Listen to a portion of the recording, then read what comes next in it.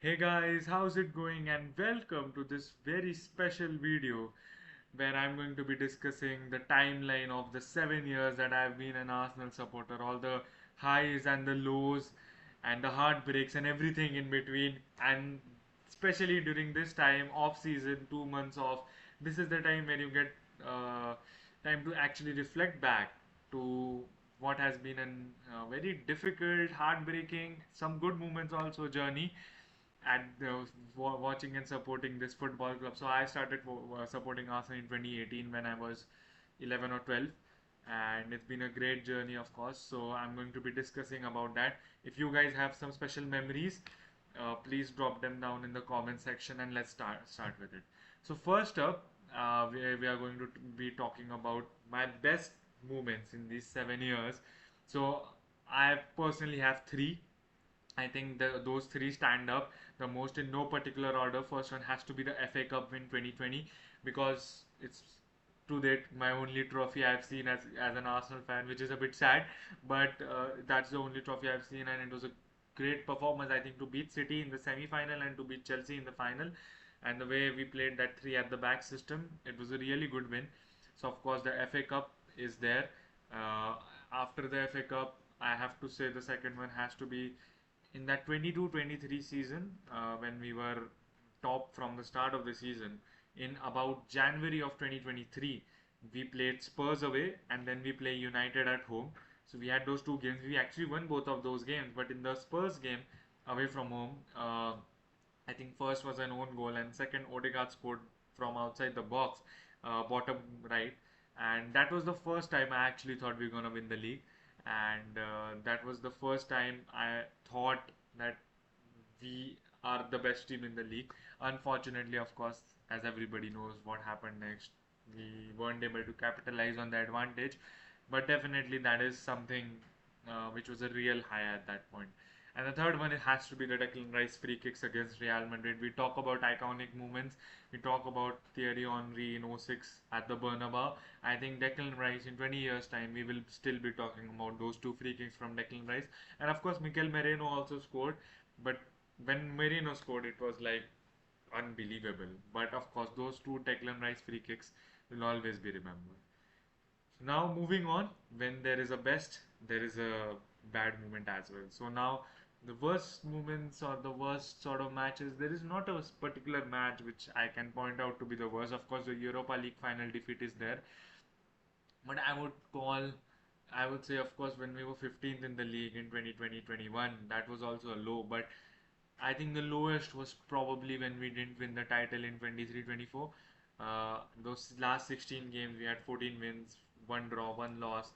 I felt like that was the year, and I felt at that point that City were going to drop points, they were going to drop points, but in the end, that never happened and it never materialized. So that was actually really sad, I would say. So I think that was the most down that I've been. Of course, Champions League final, semi-final defeat to PSG.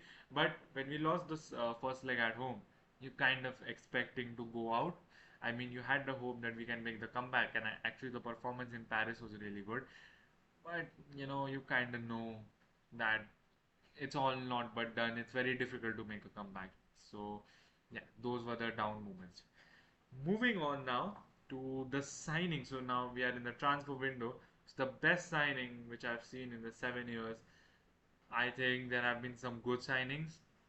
I'll have to give it to Gabriel, but Gabriel Magalhaes, 2020. He was a young centre back from France. We signed him, and about 25 million, if I'm not wrong. So what a signing is turned out to be. Right now, I think along with Saliba, they are the top amongst the top five centre backs in the world for sure, and they're amazing players. And now, of course, talking about Gabriel, he's turned out to be a leader as well, and he was the first one to trust in the project. Of course, Declan Rice, the kind of performance he has put in the last 2 seasons, Declan Rice, he is of course up there. But yes, I think Gabriel has to be the best signing. Also, uh, unpopular opinion, controversial shout. In few years' time, we'll be talking about Urian Timber to be the best signing, value for money, because I think he's gonna be absolute top. So yeah, that's that. And again, with the best comes the worst. So the worst signing in the 7 years I've seen, I think it has to be Willian, although he was on a free. But oh my God, I've seen some dreadful performances from Willian. I mean, oh, those games when Willian was playing. I mean, to be fair to him, we were a bad team at the time, but oh my God, those performances which Willian put in. Oh my God, I've not seen anything worse than that. Honestly, I haven't. Very bad. And he was on 300 grand a week. But to be, again, to be fair to him, he left after 1 year. So he could have stayed and taken the cash and continued for a lot longer. But again, he left. So that's good. But of course, Willian. And of course, I think Fabio Vieira is up there, 40 million, not really played much 2 seasons. But yes, I think Willian is the one. Now, about the one player which I felt was the saddest to see him leave. The one player that I didn't want to see out of the club and he left. And that player which I didn't ever want to see leave Arsenal and left was Emil Smith Rowe. He was amazing. He was supposed to be with Saka forever and they were supposed to be at Arsenal forever. I still remember that game, Boxing Day 2020, and Smith Rowe and Saka and Martinelli all three starting for the first time together. And it was an amazing game. We beat Chelsea 3-1. That was the season actually Chelsea won the Champions League. So Chelsea were an amazing team. And we actually managed to beat Chelsea. And those three started, and it was the start of something amazing.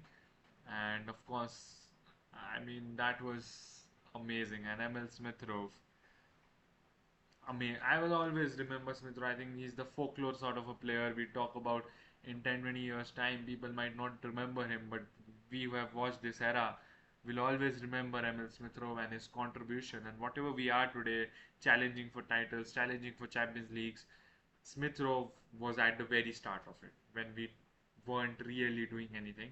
So Smith Rowe was at the very start of it. Now, the main thing, the best player I have seen during these 7 years at Arsenal. There have been many. I think during the initial parts, it was Aubameyang, of course. Uh, Odegaard has been a great player, but of course, last season he fell off. Uh, of course, Gabriel and Saliba are amazing players. Ben White's been an underratedly very good player. Thomas Partey has been a very good player.